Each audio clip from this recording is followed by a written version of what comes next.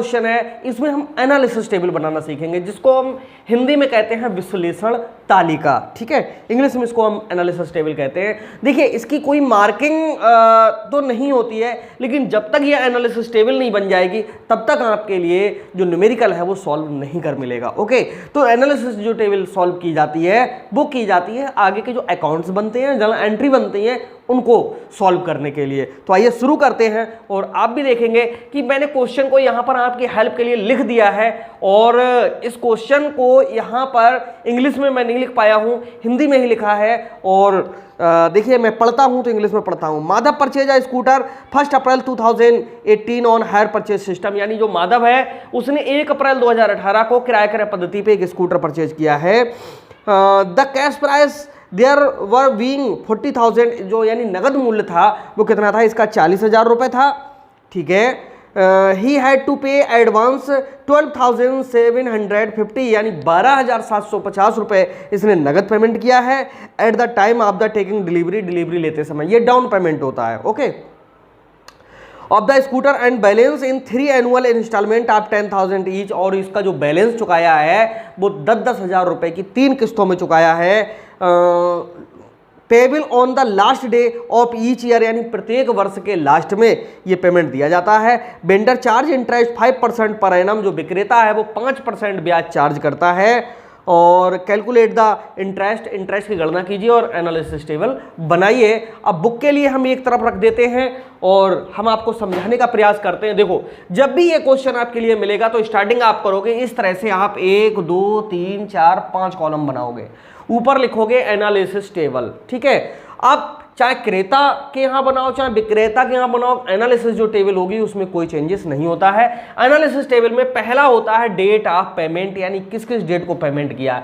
Amount of instalment, जो किस्तें दी हैं वो हमारी जो किस्तें हैं उनकी अमाउंट क्या है। इंटरेस्ट कैलकुलेशन, यानी जो ब्याज की गणना है वो यहाँ पर करके देखेंगे, और ब्याज किस्त में से घटाने के बाद में जो अमाउंट बचेगी वो प्रिंसिपल अमाउंट कहलाती है, वो हमारी इस वाले कॉलम में लिखी जाएगी। बैलेंस ऑफ कैश प्राइस, जो नगद मूल्य है उसका बैलेंस इसमें दिखता रहेगा। तो सबका सब कुछ एक ही साथ में डिस्प्ले होता रहता है, यही कहलाती है हमारी एनालिसिस टेबल। तो आइए शुरू करते हैं। देखो इसमें क्या होता है कि हर टीचर का अपना पढ़ाने का तरीका अलग होता है, लेकिन मैं बहुत ज़्यादा सरल कर दूं इस क्वेश्चन को, इस तरीके से पढ़ाने का प्रयास करता हूं। देखो क्या कह रहा है, पहले समझो इसकी बात के लिए, ठीक है। पहले तो आप यहां पर जो जहां एनालिसिस टेबल बनाओ उसके नीचे लिख लिया करो डेट ऑफ एग्रीमेंट, ठीक है। देखो डेट ऑफ एग्रीमेंट 1 अप्रैल 2018 बता रहा है, तो 1 अप्रैल 2018, ठीक है, इससे आपको भी बहुत हेल्प मिलेगी,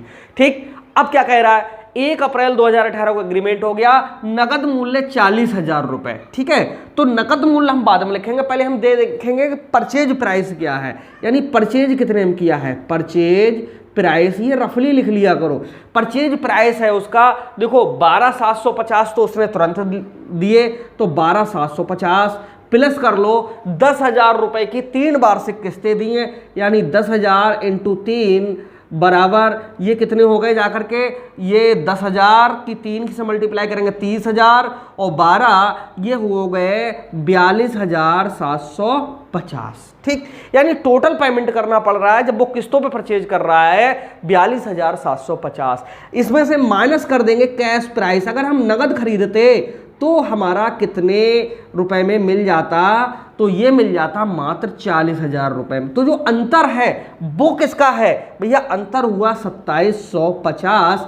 ये हुआ आपका क्या, इंटरेस्ट ही तो ज़्यादा देना पड़ रहा है। और अगर हम नगद खरीदते तो 40,000 में मिल जाता, उधार खरीद रहे हैं तो 42,750 में मिल रहा है। इसका मतलब है हम कितने ज़्यादा दे रहे हैं, 2,750 रुपये ज़्यादा दे रहे हैं। अब जो हम ज़्यादा दे रहे हैं वो इंटरेस्ट कितने % की दर से है, 5% की दर से है। और अगर नीचे ना दिख रहा हो तो मैं आपको बता दूं 2750 रुपये, 42,750 और 40,000 में डिफरेंस आया 2750। अब ये चेक हो जाएगा, जो इंटरेस्ट कैलकुलेशन होगा उसका जब टोटल करोगे तो वो 2750 इंटरेस्ट निकला हुआ आ जाए तो समझ लो कि हमने क्वेश्चन को सही सॉल्व कर दिया, ठीक है। तो सबसे अच्छी बात यह है कि एनालिसिस टेबल सही बनी है या गलत बनी है ये तो चेक हो जाएगी, ठीक। अब इसको सॉल्व करना हम सिखाते हैं। देखो डेट ऑफ एग्रीमेंट है 1 अप्रैल 2018 18 आप भी डालेंगे 1 अप्रैल 2018। ठीक, 3 वार्षिक किस्तें हैं। अब 3 वार्षिक किस्तें वर्ष के अंत में दी जाएंगी,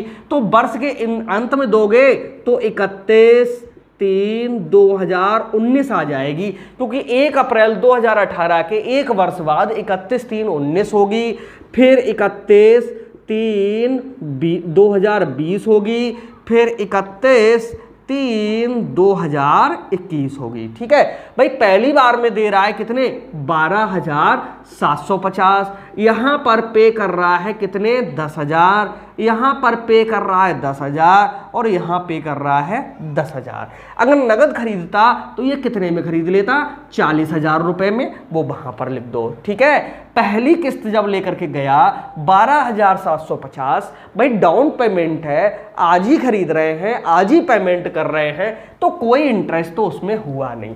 सबका सब कौन सा अमाउंट था 12,750, ये था हमारा प्रिंसिपल अमाउंट। प्रिंसिपल अमाउंट वह अमाउंट होता है जिसमें ब्याज शामिल नहीं है। तो भैया ये पहली वाली जो डाउन पेमेंट दे रहे हैं, आज ही खरीद रहे हैं, आज ही पेमेंट दे रहे हैं, इसमें तो किसी चीज का ब्याज है नहीं, तो यहां से घटा देंगे 12,750 के लिए। और जैसे ही 40,000 में से 12,750 घटाओगे, आपको मैं बता दूं यहां पर 27,250 बचेगा। ठीक है, घटा करके आराम से देख लीजिए। अब एक वर्ष के बाद में जब हम 10,000 रुपये किस्त चुकाएंगे तो हमारे एक कितना बैलेंस उसका रह गया था देने के लिए 27,250, जिसपे विक्रेता 5% वार्षिक शेषों पे क्या लगाता है ब्याज लगाता है। इसका मतलब है कि जो ब्याज है वो 5% की दर से 27,250 पे लग जाएगा।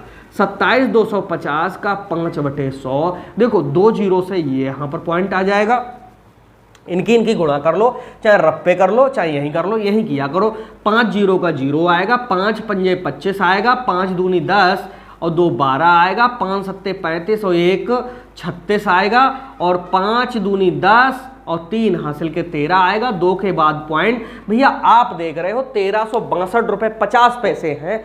कैलकुलेशन पूरे रुपए में करना है, 50 पैसे से ऊपर हो तो 98 को हटाइए और यहां पर 2 की जगह पर कितने कर लीजिएगा 3 कर लीजिएगा। यानी 10,000 रुपए जो लेकर के हम गए हैं उसमें 1363 रुपए हमारे किसके हैं ब्याज के हैं। तो भाई मूलधन कितना है 10,000 में से ये अमाउंट घटा दो, मूलधन निकल करके आ जाएगा। 10 में से 3 गए तो यहां कितने 7 बचेंगे, या 9 में से 6 गया तो 3 बचेगा, 9 में से 3 गया तो 6 बचेगा, और यहां पर 9 में से 1 गया तो यहां पर कितने 8 बचेंगे। यानी 8,637 रुपए हमारी वो अमाउंट है प्रिंसिपल अमाउंट जो जमा हो रही।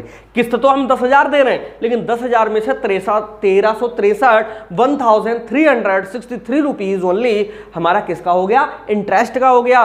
तो प्रिंसिपल अमाउंट हमारी ये जमा हुई। अब इसको जब जमा करोगे तो इसमें से घट जाएगी, क्योंकि ये जितना पेमेंट करते जाएंगे उतना ही कम होता हुआ हमारा चला जाएगा। बहुत अच्छे से समझाने का प्रयास कर रहा हूं, कमेंट जरूर कर दीजिए। देखो ये तो मैं कहता नहीं कि मेरे चैनल को सब्सक्राइब कर दो, लाइक कर दो, लेकिन कमेंट जरूर कर देना कि ये समझ में आ रहा है या नहीं आ रहा है, जिससे हमें भी मोटिवेशन मिले आपके लिए और ज्यादा मेहनत करें। तो भैया यहां से घटाएंगे 8,637 रुपए, घटाओ भाई 10 में से 7 गया तो कितना 3 बचा, यहां पर 4 में से 3 गया तो 1 बचा, और यहां पर 12 में से 6 जाएंगे तो 6 बचेंगे, 16 में से 8 गया तो 8 बचेगा, यहां पर 1, यानी कितना बचेगा 18,613।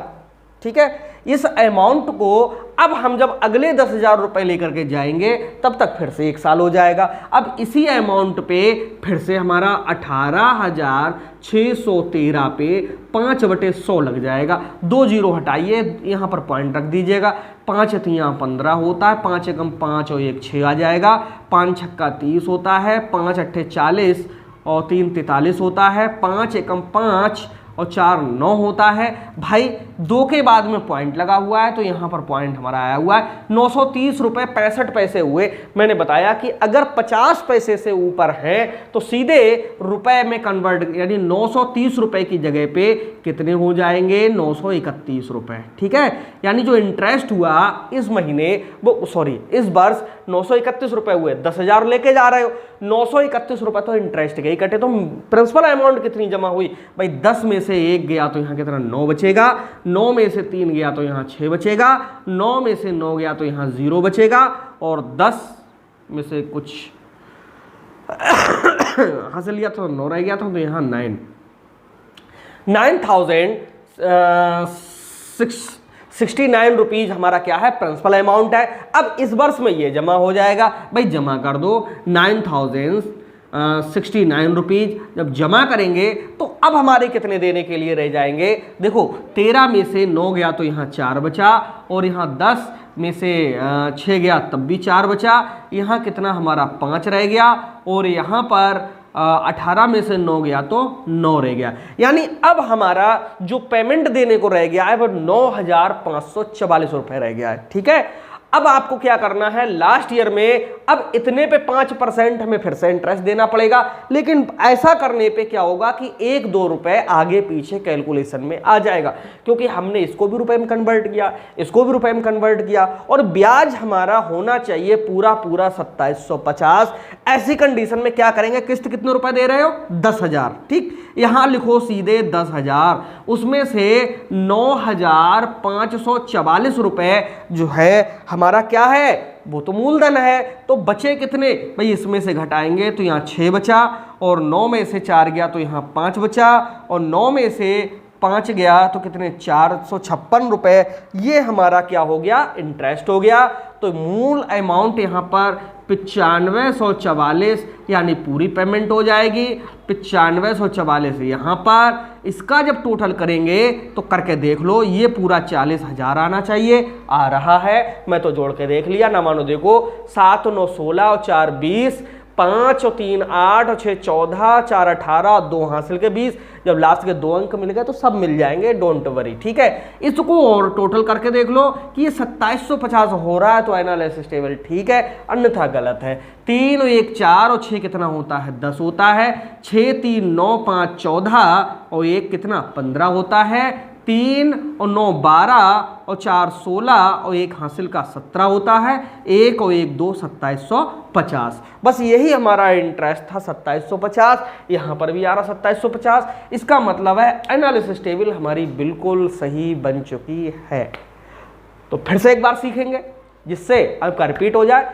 देखो, माधव ने 1 अप्रैल 2018 को यहाँ पर डाल लीजिए, 1 अप्रैल 2018 12,750 नगद दिए, भैया 12,750 नगद लिख लो। और कह रहा है कि 10,000 की 3 किस्तें दी हैं, 1 2 3 किस्तें लिख लो। वर्ष के अंत में दे रहे हैं, वर्ष के अंत में 1 अप्रैल से 31/3/19, 31/3/20, 31/3/21 कर लो। ठीक, और 5% शेषों पे ब्याज लगता है। भाई 12,750 लेके गए, 40,000 में नगद था तो 12,750 तो जमा कर दिए, तो रह गया 27,250 देने को। 27,250 को यहां ले आए, 5% ब्याज लगाया, 1,363 रुपए ब्याज हुआ, तो 10,000 लेके जा रहे हो, 1,363 उसमें ब्याज है। तो मूलधन कितना हुआ, मेन अमाउंट कितनी हुई 8637, फिर जमा हो गए 8637। अब 18,613 रह गया, 18,613 पे अगली 10,000 लेके जाएंगे किस्त, तो इसमें क्या होगा 5% फिर से इंटरेस्ट, 931 रुपए हो गया। अब मेन अमाउंट हमारी ये जमा हो गई। ये जमा होने के बाद में पैसे रह गए उसके देने को 9,544, 9,544। 9,544 को अगली किस्त कितनी 10,000 में से घटा दो, अपने आप इंटरेस्ट आ जाएगा। 1 रुपए जो भी एडजस्ट किया होगा, 1-2 रुपए आगे पीछे आएगा, सब एडजस्ट अपने आप हो जाएगा। ठीक है, और क्वेश्चन अपने आप फिट बैठ जाएगा। तो ये सरल तरीका है एनालिसिस टेबल बनाने का और आगे न्यूमेरिकल सॉल्व करने का। एनालिसिस टेबल अगर समझ में आ गई होगी तो न्यूमेरिकल बिल्कुल भी आपको टफ नहीं लगेगा। मिलते हैं नेक्स्ट वीडियो में, तब तक के लिए बाय बाय।